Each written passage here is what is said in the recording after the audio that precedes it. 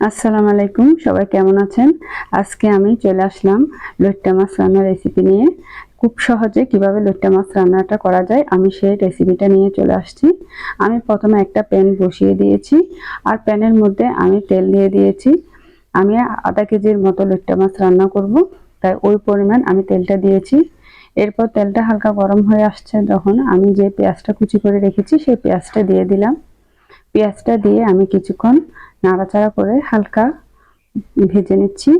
এরপর আমি কিছু কাঁচামরিচ ফালি করে দিয়ে দিলাম। এরপর আমি পরিমাণ মতো লবণ দিয়ে দিয়েছি।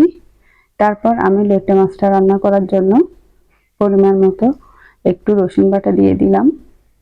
রসুন বাটাটা দিয়ে আরও কিছুক্ষণ নাড়াচাড়া করে ভেজে নিচ্ছি যেন কাঁচা ঘ্রাণটা চলে। আমি আধা চামচের মতো হলুদ গুঁড়া দিয়ে দিয়েছি আর 2 চামচের মতো মরিচের গুঁড়া দিয়ে দিলাম।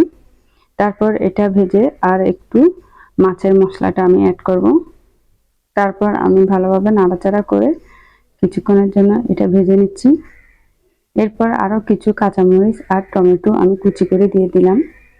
টমেটোটা একদম গলে যাওয়া পর্যন্ত আমি এটা নাড়াচাড়া করব। এরপর আমি লইট্টা মাছগুলো দিয়ে দিলাম। আরও কিছুক্ষণ নাড়াচাড়া করে লইট্টা মাছগুলো আমি কিছুক্ষণের জন্য ঢেকে দিলাম।